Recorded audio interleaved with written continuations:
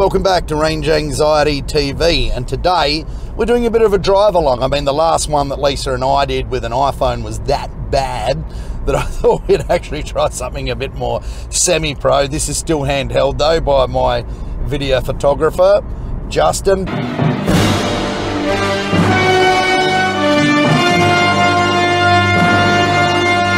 Today we're taking the Leaf out, not a Leaf, see, I get my Nissans confused even. The GTR out, it's a Note. Just take note, Martin, it's a Note. We're taking the Note out for a bit of a drive. I've been actually working hard on this for the past few weeks. We're getting some results out of this, some real world results on the open road, learning how this hybrid works, right?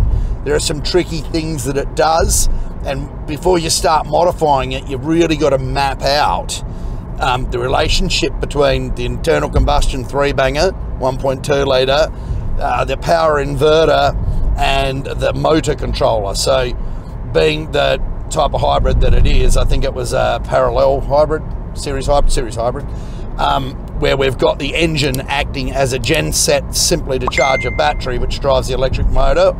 That sort of three-way that they have is something that requires a bit of mapping out in, you know, with your eyes and with a pen and paper and a bit of data recording so you can see what goes on. It's not that straightforward and it's not that simple. So I've been doing quite a few Ks, working out when the petrol motor kicks in, how the petrol motor, the synergy of that to the electric motor, and I've now got a picture in my head of how this whole thing works. More to the point, we've started reading the ECUs now, and true to form, Nissan didn't make this easy. Actually it has an engine, which is internal combustion engine, and the motor, which is electric motor. So it doesn't have two motors, it has an engine and a motor. Or actually the engine's on that side and the motor's on that side. True to form, Nissan did not make this easy. It has a very state-of-the-art, even though this is a 19 model, it has a very state-of-the-art Nissan 32-bit float processor in it that requires a very special protocol to read. Then when you do manage to read it, this is the engine ECU, when you do manage to read it, you're then trapped with a 2 meg file, of which none of it really makes a lot of sense.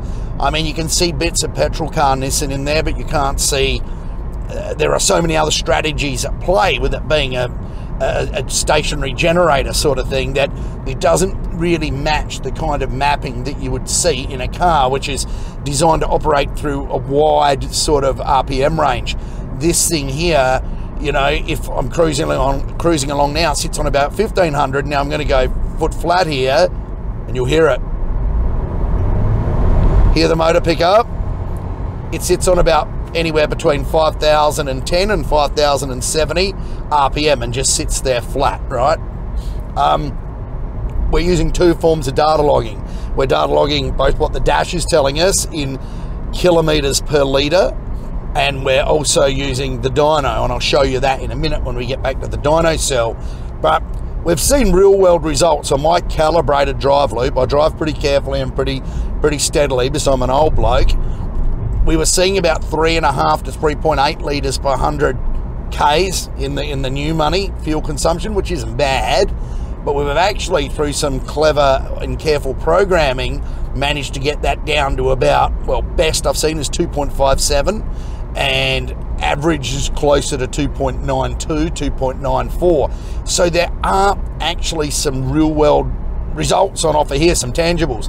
No, it's not making any more power yet. To me, with petrol being $2.29 a litre at the moment, I think we'll go for the money saving thing first. That's the beauty of a hybrid. That's one reason you buy them. You don't buy them for pure performance. And yeah, look, the whole thing seems to be doing a really good job. There's all sorts of readouts on the dash, which we'll go through in a minute. But the main one I'm looking at is kilometres per litre. At the moment, because it's out on the freeway. Now, this is a part of hybrid driving that hybrids don't enjoy. Hybrids enjoy stop-start. They don't enjoy just constant load, because then you're running the genset pretty much the whole time. Actually, as I say that, it's turned off. At the moment on the open road, we're averaging 5 litres per 100. Oh, and I'm just stopping for some lights. We'll get some regen braking. and I haven't touched the brake pedal just yet, but I'm going to need to just a little bit here. Yeah, we're about 5 litres per 100, which isn't great, but still, it's open road. It's okay. I don't do a lot of country driving, and I suggest if you do a lot of country driving, the Note isn't for you. Our good friends at Tokyo Prestige do own this car, so thank you very much to Tokyo Prestige. Again, can't thank them enough for giving us the opportunity to work with this. But around town, it's actually a cracker, this car, you know, in suburbia. You know, I wouldn't drive it to Darwin, but unlike most EVs where you're going to run out of charging infrastructure, with this thing you actually can drive it to Darwin if that's what you want to do. Thankfully, I'm not a booger eater, so I don't need to drive to Darwin. I'll just get in the kerosene budgie and punch a big hole in the ozone layer. So with that, yeah, the engine just kick back in. We're at 5 litres per 100. With that, we'll go back now to the dyno bay and we'll kick along and we'll see what's going on in there. Okay, now we've finished our drive in the Note. You all saw us cruising. I was cruising with Justin. We were like, you know, checking stuff out, looking at the economy, talking about the kinds of things that we've been doing to it. Programming at this point in time, the engine ECU, not the motor, power inverter and controller. There are 3 different ECUs in this thing, I reckon. There's maybe 4, but I found 3 at the moment. We have been doing some tuning. I've got the Space Wizard wand out. Now this is dead set, each year, dead set space wizardry, right? I don't think this has been done before outside of Nismo in Japan, who do offer the 20 horsepower or 40 horsepower, whatever it is, upgrade for the things. I don't think it's been done privately before, so a lot of it is suck it and see, trial and error.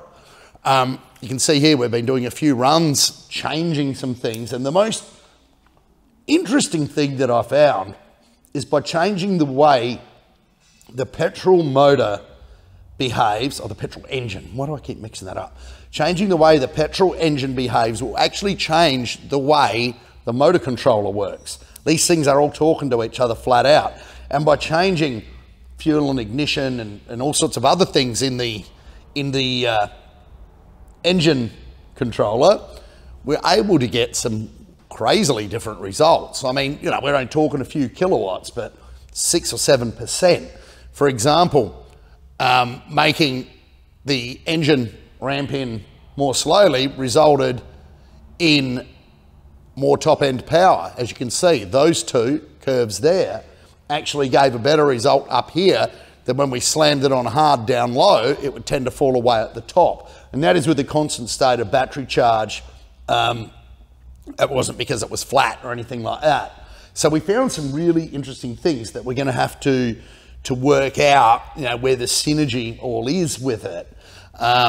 Thankfully, Tokyo Prestige, again, have trusted us with this car, and we're finding out some really, really interesting stuff. And the reason it's interesting is not because there's going to be a million Nissan Notes out there. There's not. There's, you know, a handful of them that are imports into the country, but the Nissan Ariya and the new X-Trail are all going to work this way with the Nissan e-Power system, where you've got the genset engine and the electric motor. So what I'll do now is I'll just swap screens. Give me 1 second and I will show you the actual things that we changed. You can actually see from looking at the screen now that we have made some changes. This is to the air-fuel ratios, or the mixture of the engine. Standard, they're pretty rich.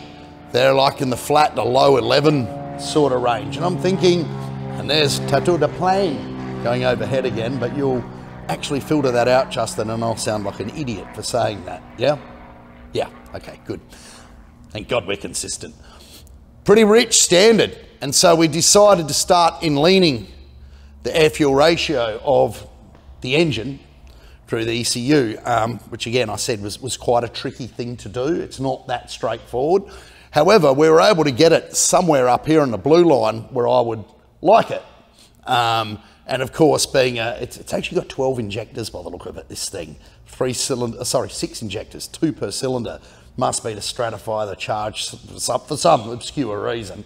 I mean, it's not as if it's some high-performance mill. It's not really a grunty thing. There's even another plane. They're all coming out now. They're probably looking for you, mate.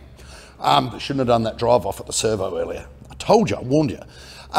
Yeah, so we're able to lean it a fair bit. So we are actually making changes to the ECU. This isn't just some sort of smoke and mirrors exercise. This is actual proper R&D.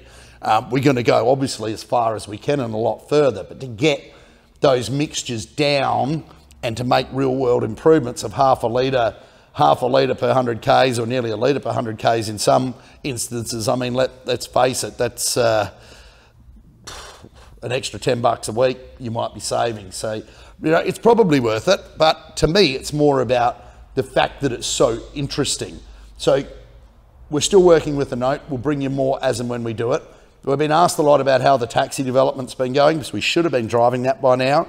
We have been let down pretty extremely with getting one splined part made to join the output shaft of the motor, because it's electric, to the tail shaft of the taxi, and hopefully we'll have that within a week. And so I've just been busting people's posteriors over this, because that one part has taken longer than the rest of the project. It's been in development now for 2 years. That's not good enough. This isn't a Cybertruck. That's going to be Cyber Taxi. So stay tuned. We're going to be doing a lot more note development and of course the taxi. So I hope you like this one. It's a bit tacky, but you know, we can't be smart ass clowns the entire time.